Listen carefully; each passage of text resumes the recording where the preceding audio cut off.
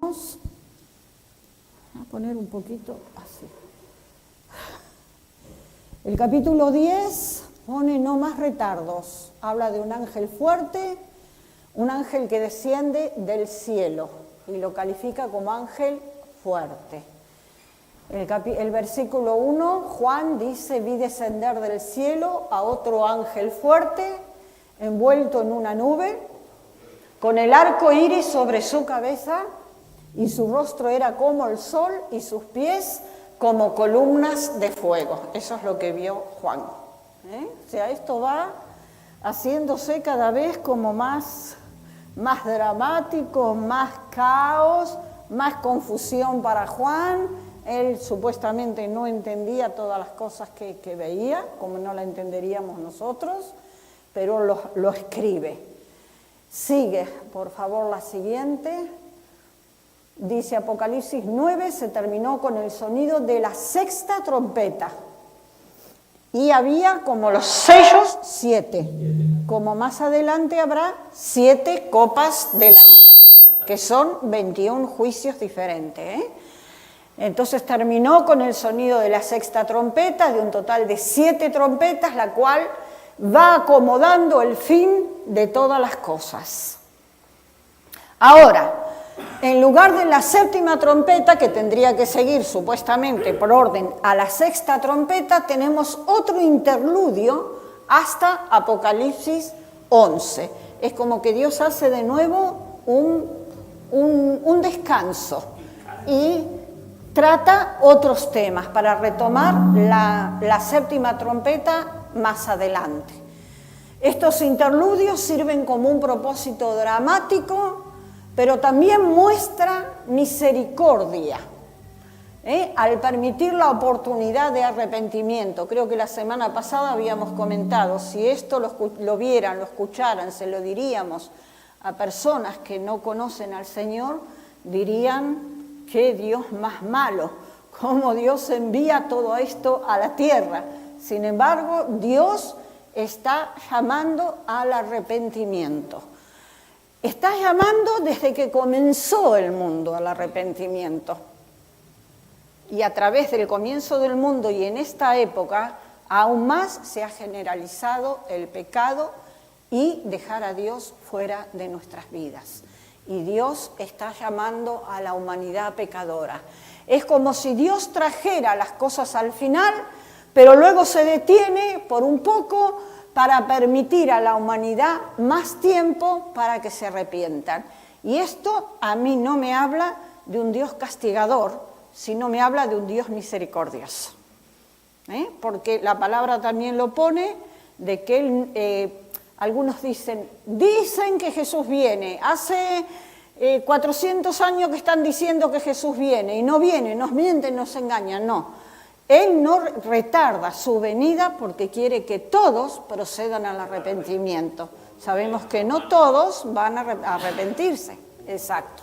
Romanos, el libro de Romanos. Vi descender del cielo a otro ángel fuerte. Muchos han identificado a este ángel fuerte, este mensajero, como Jesús.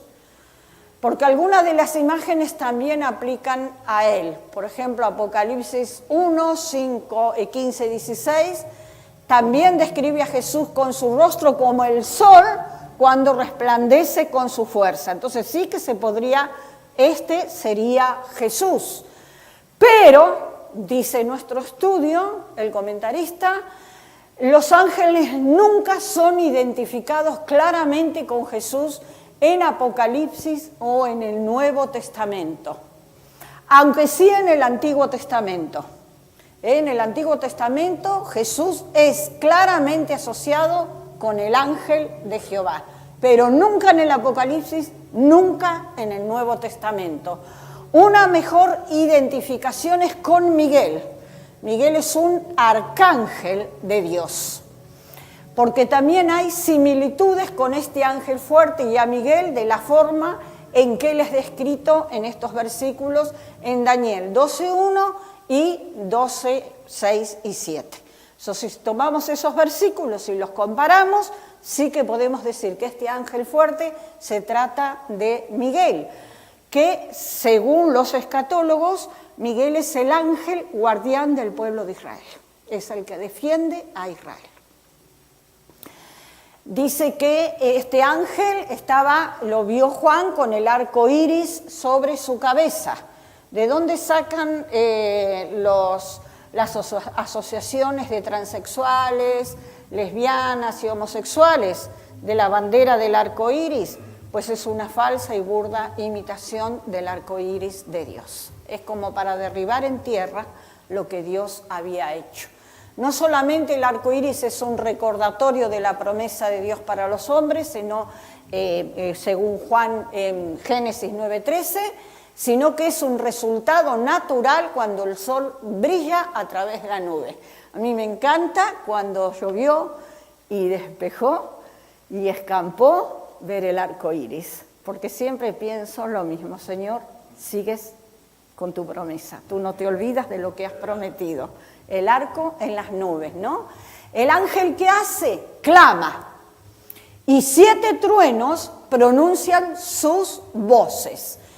Versículos 2 y 3. Dice que el ángel tenía en su mano un librito abierto y puso su pie derecho sobre el mar y el izquierdo sobre la tierra y clamó a gran voz como ruge un león, y cuando hubo clamado, 7 truenos emitieron sus voces. El Apocalipsis está lleno de terremotos y de truenos, y de señales, y de juicios. Vemos la anterior, Raúl, el ángel, donde está la figura del ángel que tiene el pie sobre la tierra, el otro sobre el mar, el arcoíris en su cabeza, el librito en su mano. Ahí está, ahí lo vemos mejor, está agrandado. Vale, gracias, seguimos. Es este, dice nuestro estudio, es este librito, el mismo que el libro que nadie, solo Jesús podía abrir en Apocalipsis 5, 1 al 7. ¿Os acordáis que habíamos visto que había un libro y yo lloraba mucho? Decía Juan, porque nadie podía ver el libro. Si alguien dice que el ángel fuerte es Jesús, entonces sí lo podría ser. Pero Juan utiliza palabras distintas en el idioma original para describir el libro de Apocalipsis 5.1 y el librito escrito aquí, lo que nos da indicio de que son 2 libros diferentes. ¿Por qué? Sí, claro, pero en el idioma original la palabra no es la misma. Si se tratara del mismo libro, tendría que usar la misma palabra para los 2. Eso ya es un serio indicio de que son 2 libros diferentes. Es probablemente lo mejor es verlos como diferentes libros, pero aunque ligados de una manera cercana. El librito es quizás una versión limitada de la disposición de todas las cosas, la porción que el mismo Juan vería y escribiría. Creo que cuando estudiamos 5 no habla de librito, habla de libro. Y aquí habla en diminutivo, o sea que podía ser más pequeñito. Puso su pie derecho sobre el mar y el izquierdo sobre la tierra.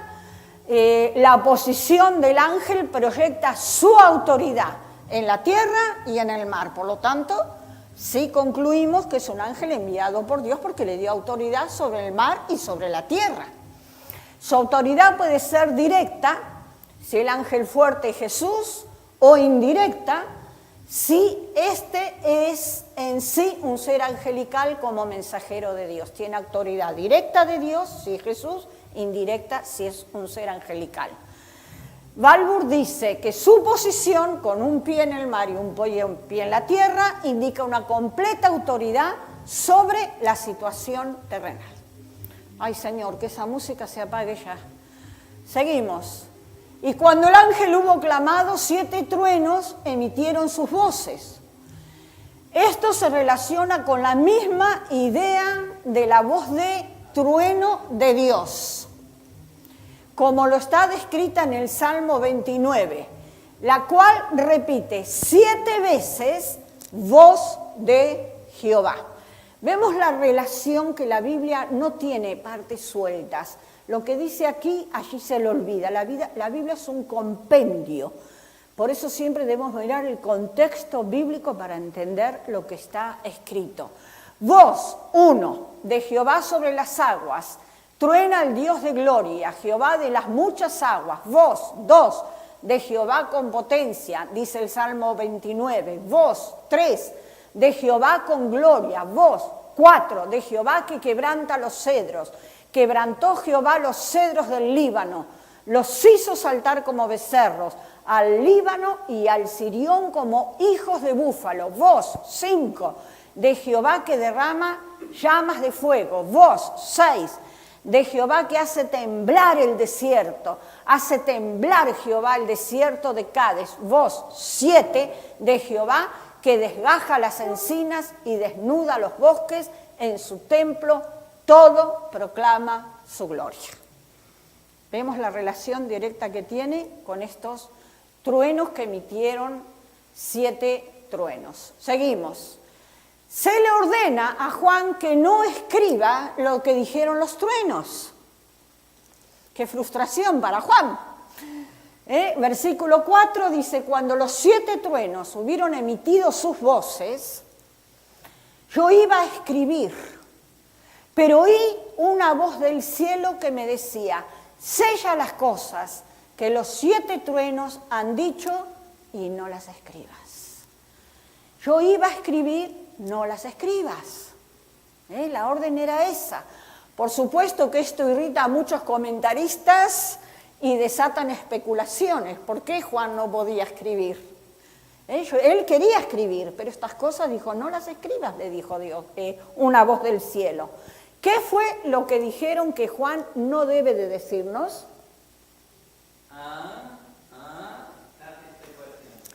No sabemos. Walvoord, que es un teólogo y un escatólogo de alto nivel, dice, esto ilustra el principio de que mientras Dios ha revelado tanto, hay secretos los cuales a Dios no les pareció apto el revelar al hombre en este tiempo. Hay cosas que Dios no ha revelado aún. Eso que no las escribió Juan y no las reveló, ¿serán reveladas? Supongo que sí, Tendrán que ser reveladas porque por algo Dios mandó al ángel que las dijera, sino qué sentido tenía si no quisiera revelarlas. Yo creo que sí. Son pronunciadas como juicios también, bueno, digo yo. Cumplirse se van a cumplir. Lo que pasa es que aquí Dios no quiso que sean reveladas. De antemano. Aquí no quiso. Como en el libro de Daniel, que Dios le dijo al profeta, sella las palabras de este libro hasta el tiempo del fin. Es lo mismo. Claro. Hay cosas que el hombre no debe de saber ni debe de conocer. Hasta el tiempo que Dios diga, ahora es el momento. Se le ordena a Juan que no escribiera lo que dijo los truenos. ¿Por qué? Dice Deuteronomio 20:29. Las cosas secretas pertenecen a nuestro Dios, mas las reveladas son para nosotros, para nuestros hijos, para siempre, para que cumplamos todas las palabras de esta ley. ¿Por qué Dios hay cosas que no revela? Porque no estamos preparados para recibirlas, no las entenderíamos. Si Apocalipsis ya nos cuesta entenderlo, ¿cómo podemos llegar a interpretar, entender cosas que para nuestra mente serían algo escalofriante? Entonces hay cosas que Juan dijo, no lo escriba Juan, y no pudo escribirlas. Se las voy a decir cuando tengo sí. Pero claro, yo creo que Juan las escuchó. Juan las escuchó. Lo que no pudiera escribirlas. El orden fue de no escribirlas. Lo que Juan hizo, no lo puso en el Apocalipsis, pero claro. Lo puso en Instagram. Ahí. Muy bien. Seguimos. Versos 5 al 7. El ángel, dice Juan, que vi en pie sobre el mar y sobre la tierra, levantó su mano al cielo y juró por el que vive por los siglos de los siglos, que creó el cielo y las cosas que están en él, y la tierra y las cosas que están en ella, el mar y las cosas que están en él, que el tiempo no sería más, sino que en los días de la voz del séptimo ángel, cuando él comience a tocar la trompeta, la séptima trompeta, el misterio de Dios se consumará. Será revelado, como él lo anunció a sus siervos, los profetas. El ángel fuerte da un juramento solemne, levanta la mano y dice, yo juro, declarando que el fin está irrevocablemente puesto en movimiento, porque él escuchó, pero no escribió. Él sabía que el fin ya estaba llegando, que el tiempo no sería más, que el tiempo se acaba, que ya no hay vuelta de hoja. Seguimos. Amén, amén, amén, amén. Sí. El misterio de Dios se consumará. ¿Qué misterio? Un aspecto importante de este misterio es que ha sido declarado a sus siervos, los profetas. Y ahora vamos a ver qué distintos misterios hay en la Biblia. ¿Qué misterios nos enseña la Biblia? Que hay más de uno. En el vocabulario bíblico, un misterio no es algo que nadie conoce. Un misterio es algo que nadie podría saber a menos que le fuera revelado por Dios mismo, o un emisario de Dios, un ángel que trae revelación. Si lo puede saber una persona por intuición o por investigación personal, entonces no es un misterio, porque los misterios deben ser revelados divinamente. Por eso Dios también, uno de los dones del Espíritu Santo, ¿cuál es? Don de revelación, don de revelación. Y cuando Dios usa una persona con don de revelación, esta persona, Dios le hace saber a la persona cosas de otra persona que nadie conoce, que nadie puede llegar a saber, sino Dios y la persona. Pero cuando Dios da el don de revelación, puede llegar a decir, tú, esto en tu vida pasada, en tu futuro, porque Dios revela. Son importantes los dones del Espíritu Santo. Por lo tanto, algo puede ser conocido y aún permanecer como misterio en el sentido bíblico si nunca se hubiera dado a conocer, si no fuera revelado. Es difícil el decir cuál es este preciso misterio de Dios, porque la frase o su equivalente, porque las palabras de acuerdo al idioma que se usan cambian, es utilizado para muchos aspectos diferentes del plan de Dios. Vemos los distintos misterios. La conversión definitiva de los judíos es llamado un misterio, según Romanos 11:25. El propósito de Dios para la iglesia es llamado un misterio, según Efesios 3 al 11. El traer la plenitud de los gentiles es llamada un misterio, Romanos 11:25. ¿Quiénes son los gentiles? Todos los que no somos judíos. La presencia viva de Jesús en el creyente es llamada un misterio de Dios, según Colosenses 1:27. O sea que tenemos diferentes tipos de misterios. El mismo evangelio llamado un misterio de Cristo, según Colosenses 4:3. ¿De qué misterio nos estaría hablando entonces? Seguimos. En este contexto, el misterio de Dios probablemente se refiere al desarrollo de su resolución de todas las cosas, la terminación de su plan desde la eternidad. ¿Qué entendemos con esto?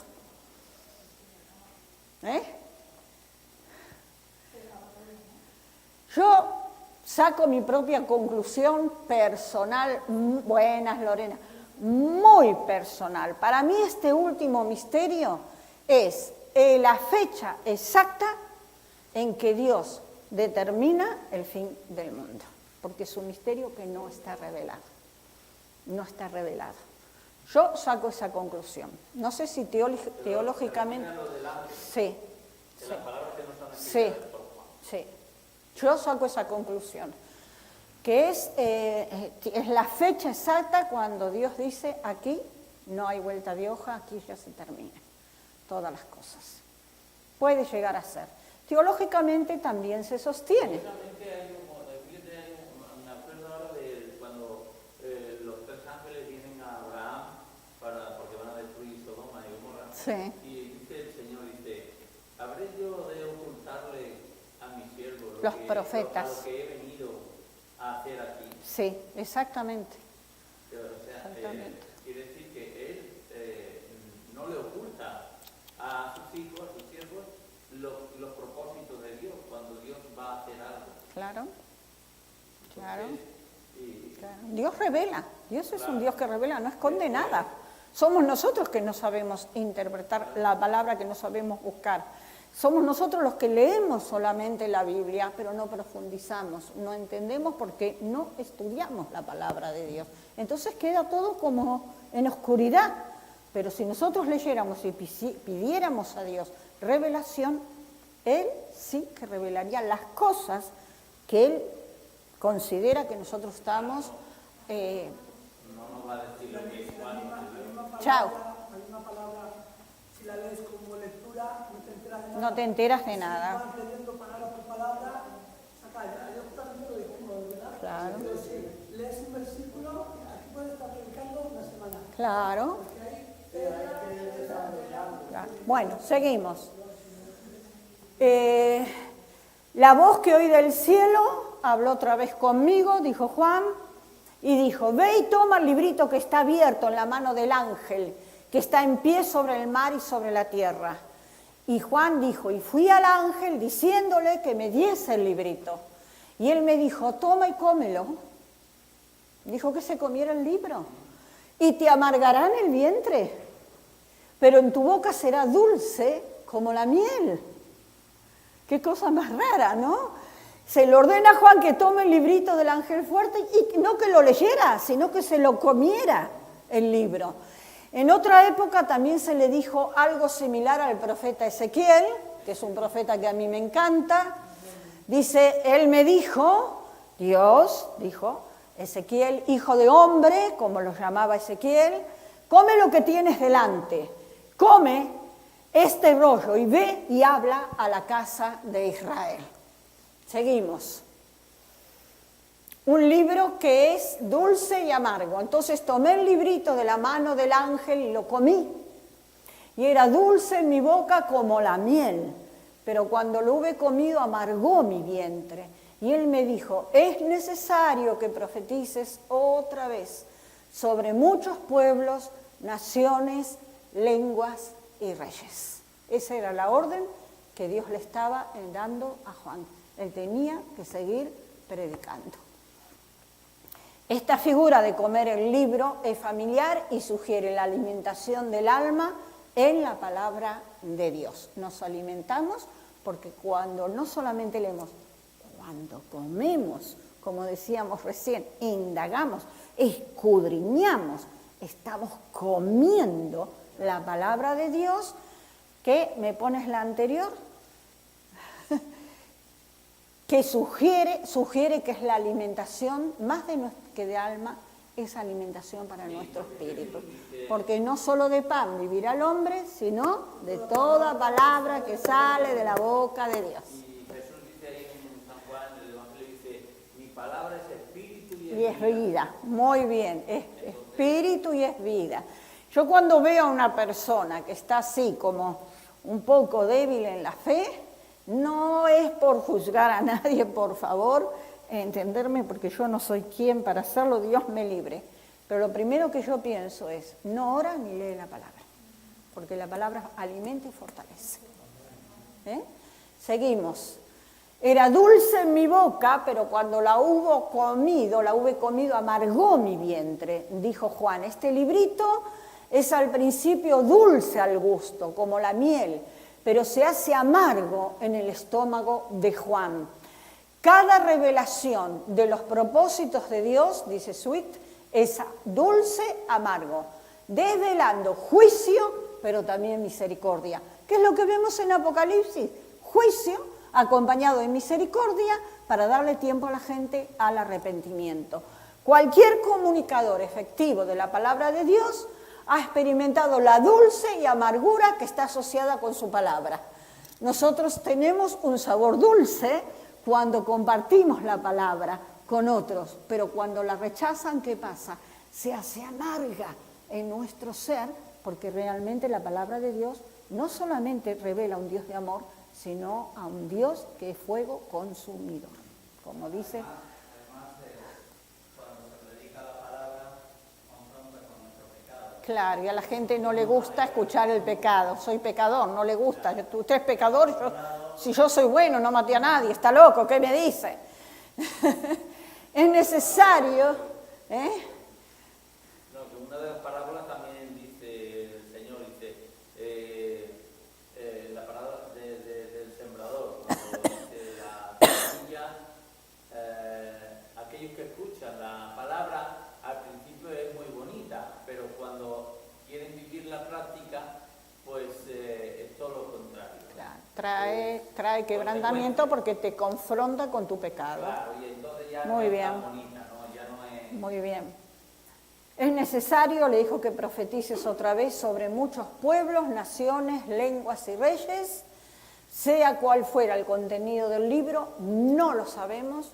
Esto está conectado con el mandamiento de Juan de profetizar a todos los hombres. Juan era profeta. Esto no es solamente un mensaje enfocado en la iglesia. La profecía de Juan habla del destino del mundo entero, no solamente de una nación, no solamente al imperio o emperador romano, como es el que estaba vigente cuando Juan estaba vivo y destinado a la isla de Patmos. Y aquí viste que cortito, porque aquí termina el capítulo 10. Seguimos con el 11.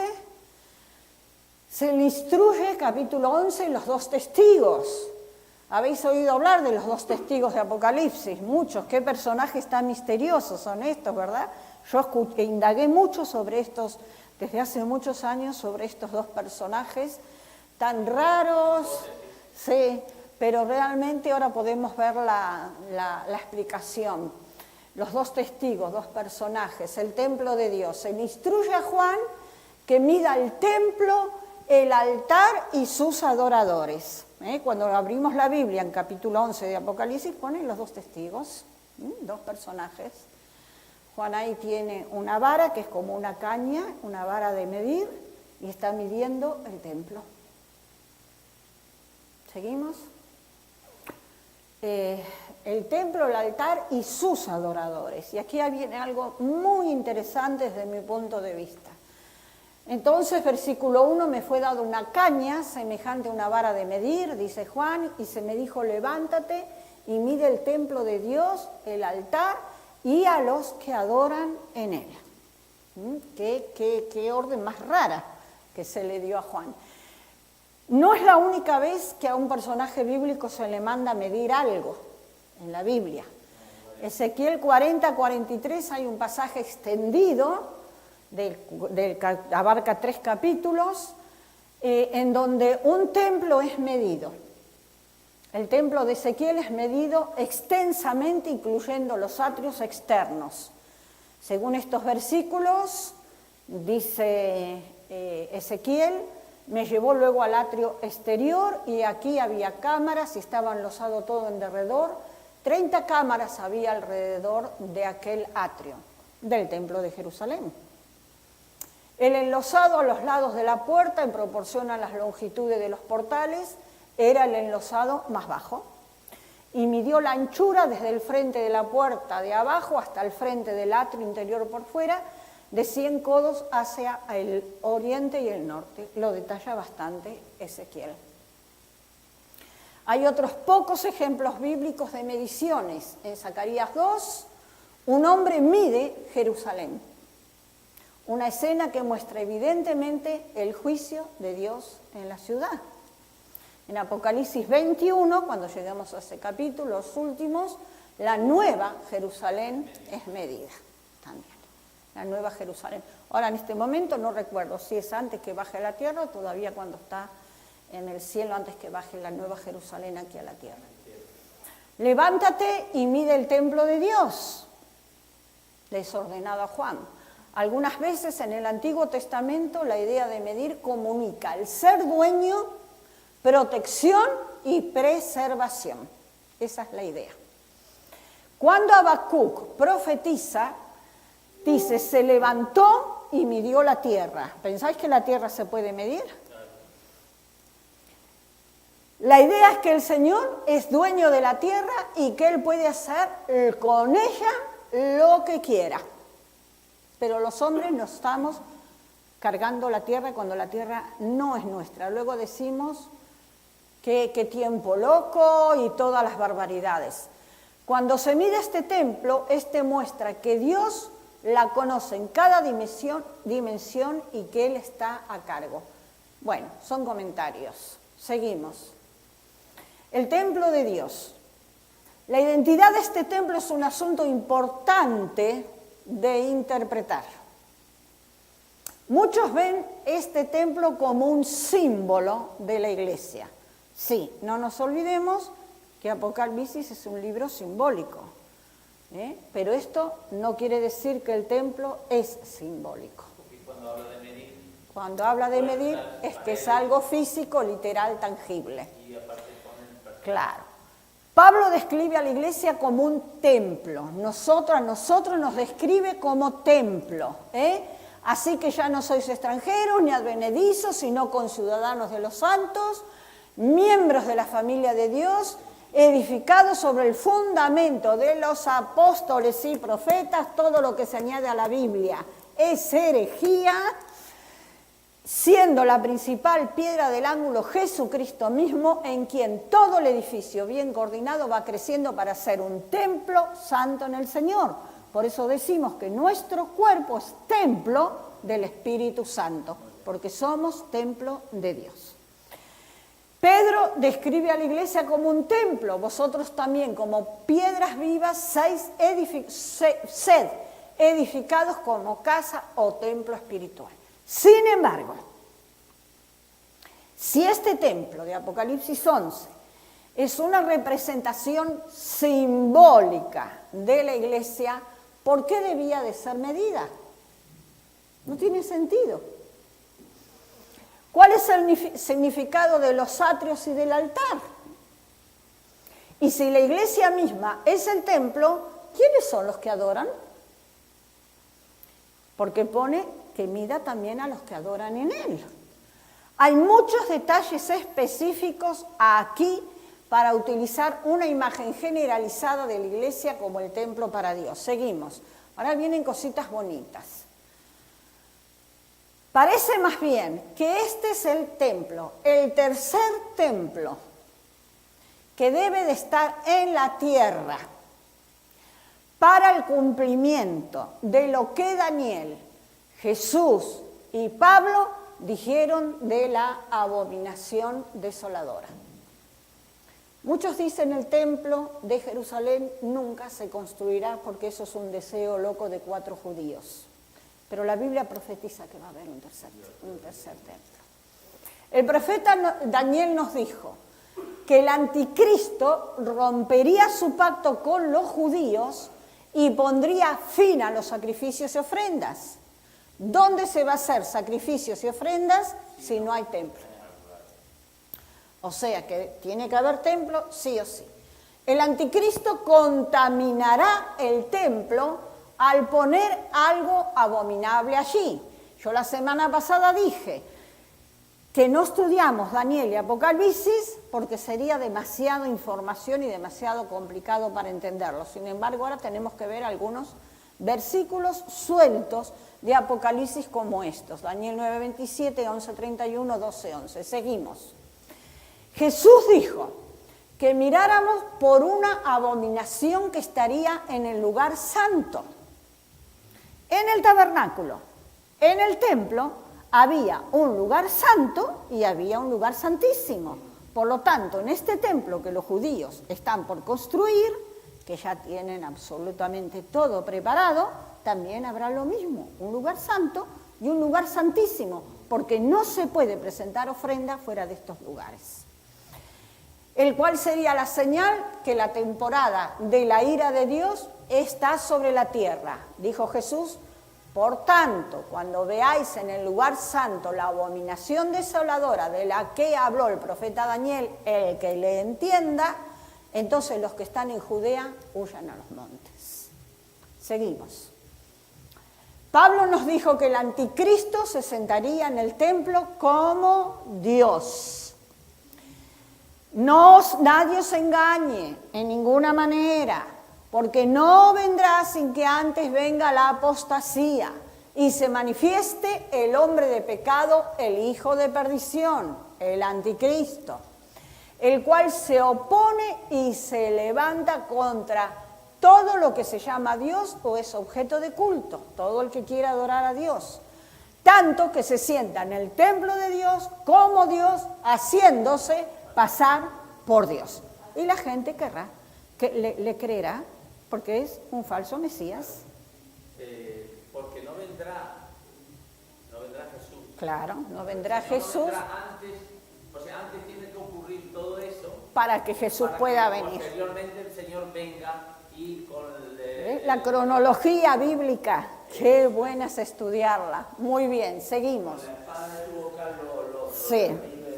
El hecho es que el día de hoy hay judíos muy interesados en reconstruir el templo y continuar el sacrificio, porque hoy no pueden hacer sacrificios. Y están haciendo estos preparativos para hacer exactamente los sacrificios. Lo vemos en una página web en el Monte del Templo, si alguien quiere tomar nota y entrar a la página web, cómo tienen absolutamente todo preparado, las vestimentas sacerdotales, los utensilios para presentar los sacrificios, las personas que ya designadas quienes van a ser los sacerdotes, aún hasta el sumo sacerdote. Quiere decir que Jesús viene pronto. Esto está, el tercer templo está escrito en la Biblia que Claro. se construirá, en total hay 3 templos. Tercer templo, será el tercer templo. ¿Seguimos? Ponla si quieres. Cuando estuvimos ahora allí, la verdad que no estaba en el organigrama de poder visitar el templo del instituto, pero lo hemos pedido al guía si podíamos acercarnos, porque yo tenía un deseo de poder conocerlo, pero no estaba dentro del programa y no se podía ya tener otra tarde, otra mañana disponible para entrar y conocer. Pero yo he entrado muchas veces por internet y es asombroso todo lo que tienen conforme a como lo hacían en el Antiguo Testamento. Es una copia exacta. El altar de bronce, el altar de oro, absolutamente todo. Porque ellos quieren volver, ellos están esperando al Mesías. ¿Qué tipo de pacto tiene que haber primero para que sea arreglado todo lo que hay? El pacto está a punto de hacerse, el pacto está a punto de realizarse. Y no haya... Seguimos. ¿Vas a poner algo? Bueno, seguimos, luego la ponemos, porque así avanzó con esto. Pero se le dijo a Juan, pero el patio que está fuera del templo, déjalo aparte. Quiere decir que hay un templo físico. El patio que está fuera, déjalo aparte y no lo midas, porque ha sido entregado a los gentiles, a los no judíos, y ellos hollarán la ciudad santa 42 meses, pone la Biblia. 42 meses es el equivalente a 3 años y medio. El patio fuera del templo no necesita ser medido porque ha sido entregado a los gentiles y el templo es orden de Dios para los judíos. Quizás esto es debido a que los patios de este templo reconstruido incluye la mezquita del domo islámico de la Roca. Sabemos que está allí. Cuando vemos las fotos, vemos en la televisión la cúpula dorada, es la mezquita de la Roca, el domo, claro. La cual está sobre el monte del templo. El domo de la Roca está en el monte del templo y es un punto de gran contienda entre judíos y musulmanes, porque los dos las reclaman para ellos. Seguimos, se pone interesante. El patio fuera del templo. Esta es una foto de cuando estuvimos en noviembre allí en nosotros. No, esto es en la explanada de las mezquitas. Ya, es el domo de la roca, que está ahí, ese de ahí. Aquí está la doma, pero no de arriba, está al mismo nivel. Esta es la explanada de las mezquitas. Claro, pero no arriba. Por detrás del domo, ahí está el muro hacia abajo. Vale. Esta es la explanada de las mezquitas. La explanada de las mezquitas es tremendamente grande. Yo pensé que era una superficie que se pasaba. Es grandísima la explanada, que es donde está el domo de la roca, la cúpula dorada, que los musulmanes dicen que ahí es tergiversando la palabra de Dios y está dentro de la mezquita, porque a los gentiles no se les permite entrar, solamente los musulmanes pueden entrar. Entonces, ahí dentro todavía se conserva la piedra donde ellos dicen que Abraham sacrificó no a su hijo Isaac, sino a Ismael. Ahí estoy yo. Eso era la explanada de la mezquita antes de llegar al templo. Y esta es la fuente, ahí había alguien limpiándola, esta es la fuente, tienen todos asientos donde los musulmanes es para purificarse, porque no pueden entrar a la mezquita sin haberse lavado los pies, las manos y la cara. Tienen que hacer ese ejercicio de purificación. Entonces ahí estaba la fuente que la estaban limpiando, ves que ahí está lleno de agua también, ellos se lavan ahí, en ese momento no había nadie haciendo ese gesto de purificación porque no era la hora de las 5 llamadas que los musulmanes llaman a la oración. Ellos oran 5 veces al día. Pasando por toda la explanada, las mezquitas, caminamos mucho, pasamos por todo lo que era también la Vía Dolorosa, y ahí encontramos lo que es verdaderamente el domo de la roca. Eso está fuera del templo de Jerusalén. Eso es fuera. Claro. Seguimos. Como la ciudad de Jerusalén fue destruida en el año 70 después de Jesús por los romanos, ellos destruyeron la ciudad completamente. De manera que los cimientos del antiguo templo no pueden ser hallados fácilmente. Puntos suspensivos. Raúl, en la parte que él pudo entrar, porque para entrar al muro de los lamentos, no pueden entrar hombres y mujeres en el mismo lugar.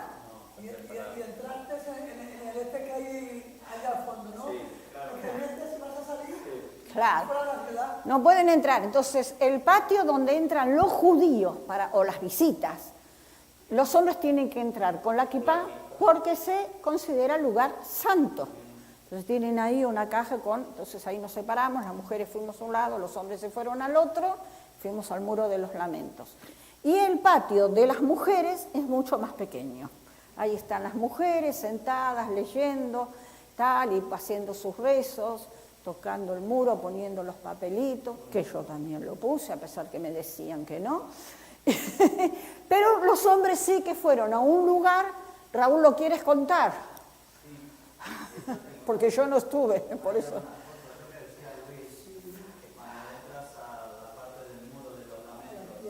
A la izquierda. Es mucho más grande la parte de hombres que de mujeres. En la parte izquierda hay como unos arcos que se entra en una parte especial donde tienen miles de libros y se sientan ahí a estudiar.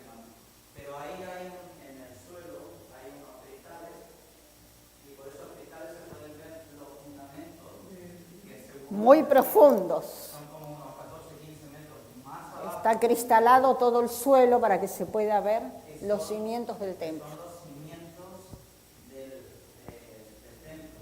De hecho, se puede entrar por unos túneles y no es una visita abierta, pero se pueden llegar a visitar a través de unos túneles esa parte. Está como unos 14-15 metros por debajo del nivel que está. Que yo eso no lo he visto porque está en el patio de los hombres, ¿no? Incluso los entendidos dicen que En esos túneles es donde está escondida el arca del pacto. Y bien puede ser. Puede ser que esté escondida. Yo no me creo... Sí, sí. Yo no me creo que el arca ha sido llevada a Etiopía por el hijo de la reina de Saba.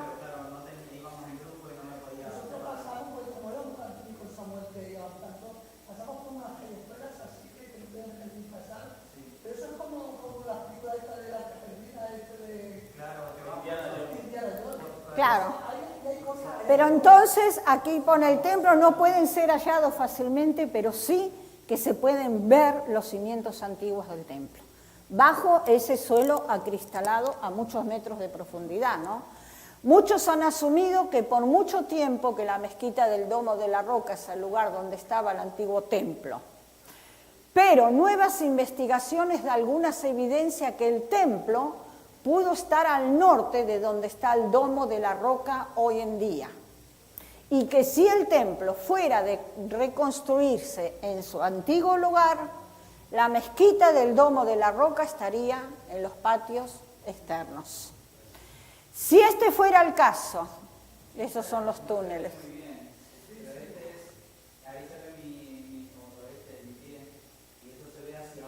Eso es cristal y se ve hacia abajo.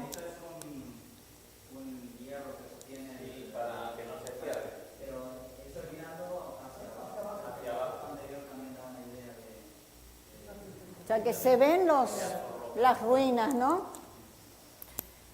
Si este fuera el caso y la investigación aún no está asentada, entonces esto explicaría por qué el ángel le dijo a Juan: pero el patio que está fuera del templo, déjalo aparte y no lo miras, porque ha sido entregado a los gentiles y ellos hollarán la ciudad santa.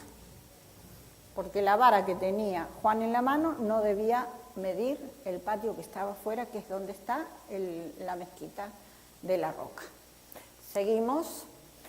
Jerusalén, o Sión, será hollada por un periodo de 42 meses, lo cual es igual a 1260 días. La Biblia a veces pone 42 meses, a veces pone 1260 días, que es el equivalente a 3 años y medio.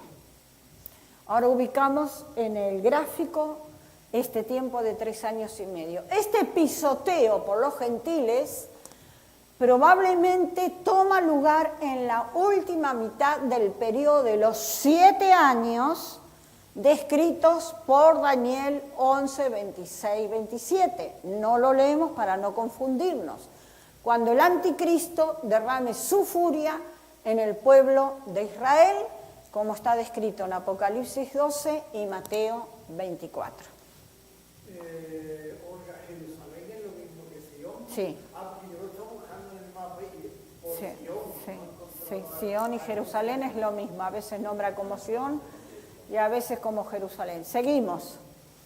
¿Cuándo tendrá acontecimiento esto? En la última 1260 días, 42 meses, 3 años y medio, en la última parte de los 7 años de la tribulación y gran tribulación. Encajan las piezas. Cuando se abra el 7º sello, cuando comiencen las 7 trompetas y luego las 7 copas de la ira. O sea que son 7 años bien entretenidos, ¿no? Mucho, pero sobre todo los 3 años y medio finales. Los 3 años finales. Los 3 años, ¿por qué? Porque aquí salieron los 4 caballos del Apocalipsis, el blanco, el rojo, el negro, traen devastación, hambre, hambruna, guerra, miseria, todo.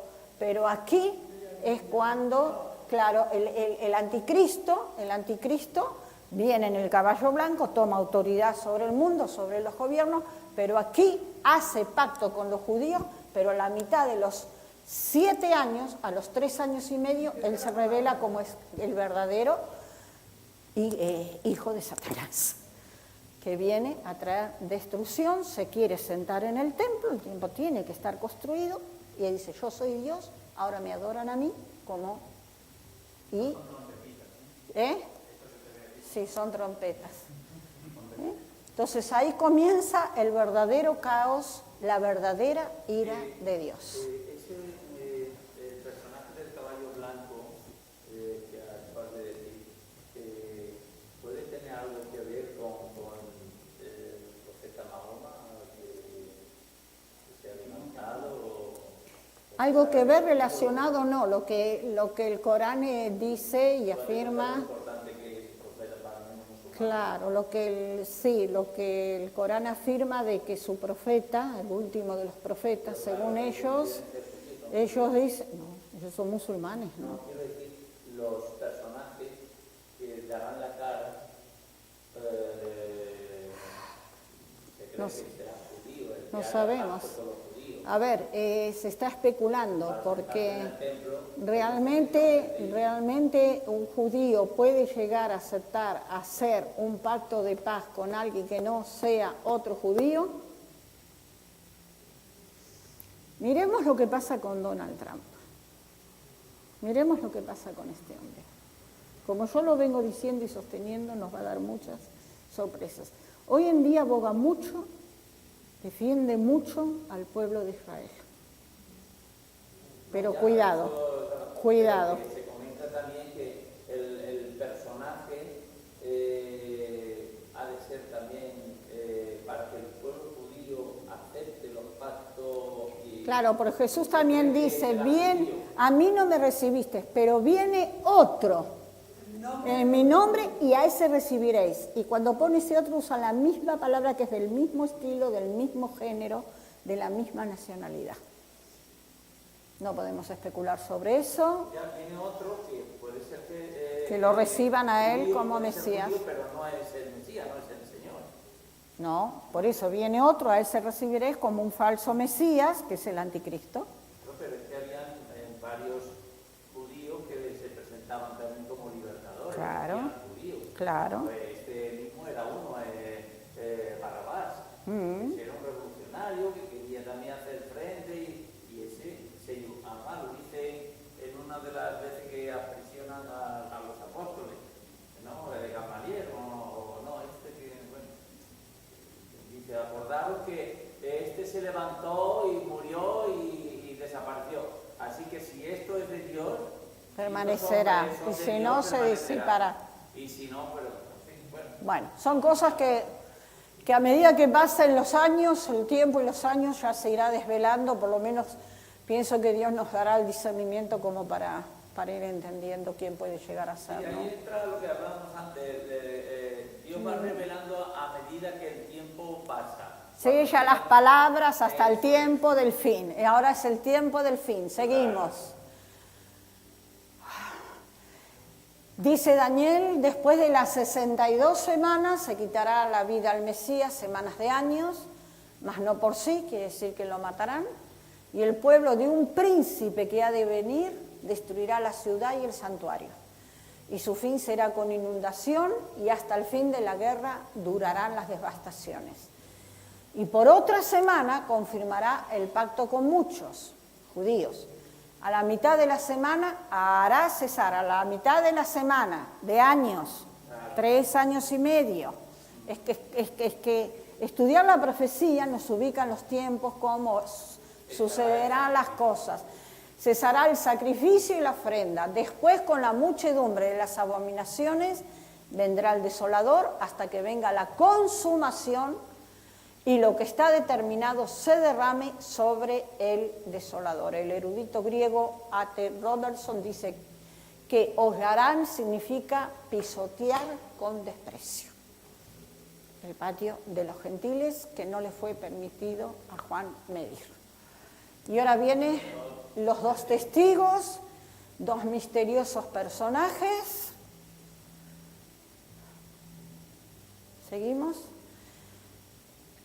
Dice versículo 2, el misterio de los 2 testigos. Y daré a mis 2 testigos que profeticen por 1260 días, por 3 años y medio o por 42 meses. Estos testigos son 2 olivos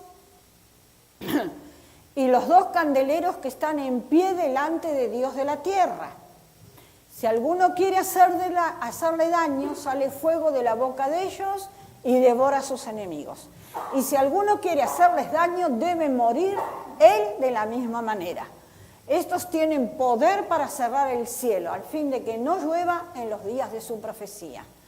Y tienen poder sobre las aguas para convertirla en sangre y para herir la tierra con toda plaga cuantas veces quieran. O sea que mientras esté los 3 años y medio que esté en la tierra, Dios manda a estos 2 testigos, va a haber 2 testigos, o sea que serán judíos. lo que hablábamos, va a estar dando oportunidades porque esta es una Exactamente. sobre Dios. Sigue dando oportunidades para que la gente, Dios de misericordia. Esto introduce a los 2 personajes más interesantes de Apocalipsis, que son los 2 testigos. El carácter de su ministerio es profético, porque dice que profeticen. ¿Qué significa profetizar? Declarar la palabra de Dios, lo que Dios quiere. Traerán arrepentimiento, mensaje de salvación, para que alguno aún se arrepiente. Porque la palabra dice que para Dios un alma vale más que todo el oro del mundo. Aunque se salven poquitos ya, pero Dios sigue dando oportunidad antes de la consumación del fin. Multitudes, ¿verdad? Muy bien, muy bien. Ellos predican y demuestran el arrepentimiento. Están vestidos de cilicio, de aflicción, aspereza, tormenta. Será la época más difícil para predicar en aquellos 3 años y medio. Ellos tienen un ministerio efectivo porque podrán terminar su ministerio hasta el final. Seguimos. Los 2 testigos ministraban de verdad con poder. Tal poder, de hecho, que ellos son capaces de atestiguar por 1260 días, dice Apocalipsis. Apocalipsis no pone 3 años y medio, pone 1260 días, a pesar del antagonismo del mundo, a pesar de que el mundo rechace su palabra y su predicación. Los 2 olivos y los 2 candeleros, los testigos tienen un poder único y continuo del Espíritu Santo. Se muestra en los olivos de Zacarías y las imágenes de las lámparas de aceite según Zacarías. Vamos terminando con esto.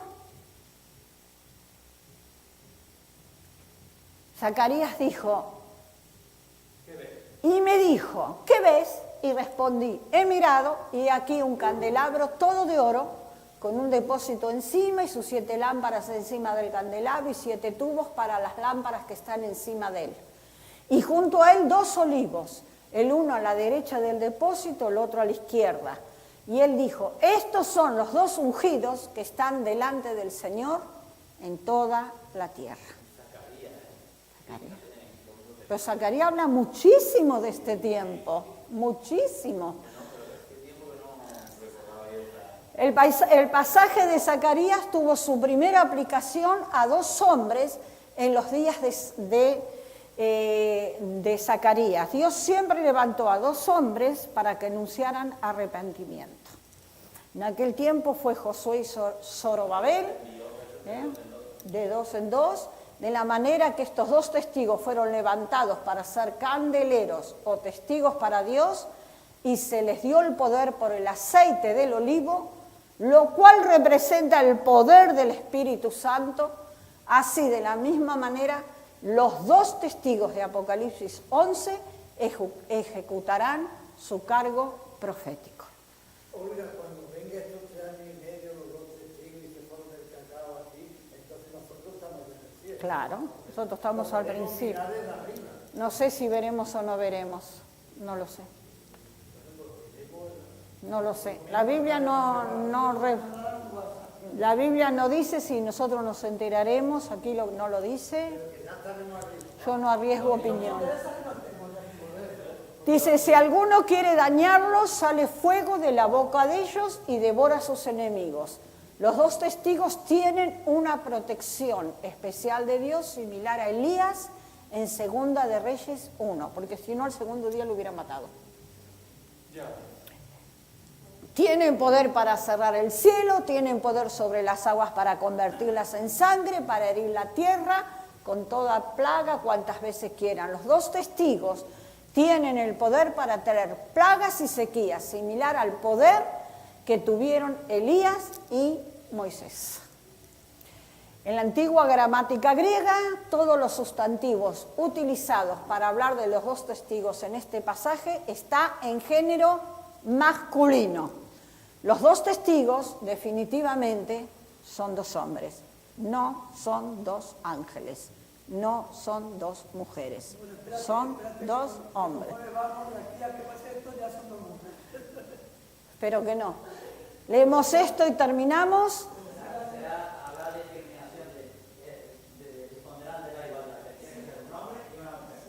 Cuando hayan acabado su testimonio, la bestia que sube del abismo hará guerra contra ellos y los vencerá y los matará. Ahí hay un versículo también en Apocalipsis que dice que serán vencidos, y en Apocalipsis, en Daniel, que serán vencidos y muertos. Y sus cadáveres estarán en la plaza de la grande ciudad. ¿Cuál es la grande ciudad? Jerusalén o Sión. Que en sentido espiritual se llama Sodoma y Egipto, a Jerusalén, en sentido espiritual, donde también nuestro Señor fue crucificado. Y lo de los pueblos, tribus, lenguas y naciones verán sus cadáveres por 3 días y medio, literales, días de 24 horas, y no permitirán que sean sepultados.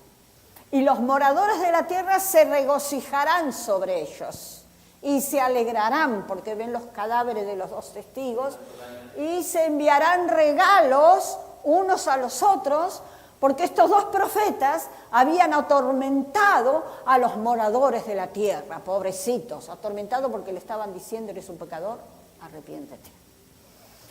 Los dos testigos son asesinados por la bestia que sube del abismo. Esta figura de la bestia está introducida por primera vez en Apocalipsis 9:11, que probablemente sea Satanás mismo. Pero su ministerio no es acortado. Ellos cumplen por entero su testimonio. Cuando ellos hayan acabado su testimonio, entonces serán muertos, no antes.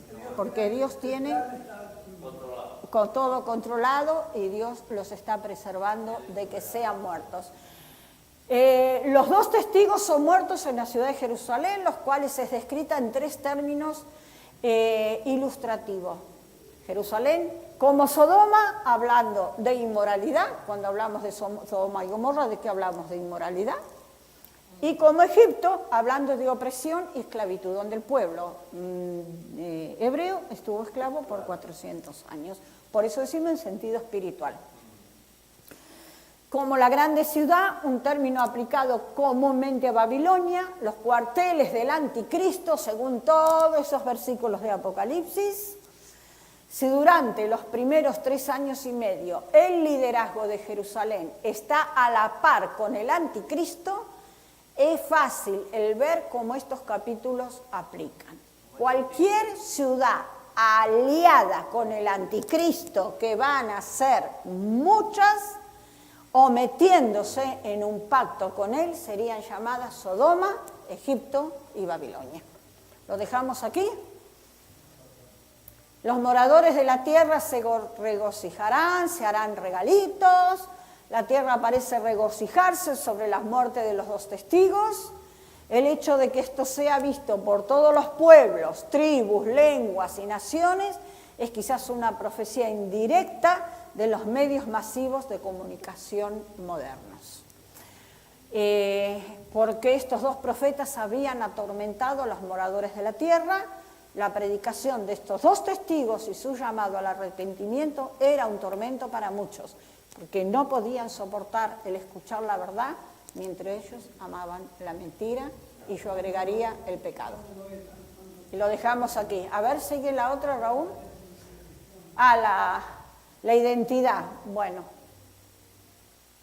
Sí, luego veremos la muerte de los dos testigos y sigue la reanimación de los dos testigos, el terremoto que vino, continúa la identidad de los dos testigos. Y lo dejamos aquí, porque este capítulo es un poquito más largo que el anterior. Pues, ¿alguien quiere orar? Nos despedimos.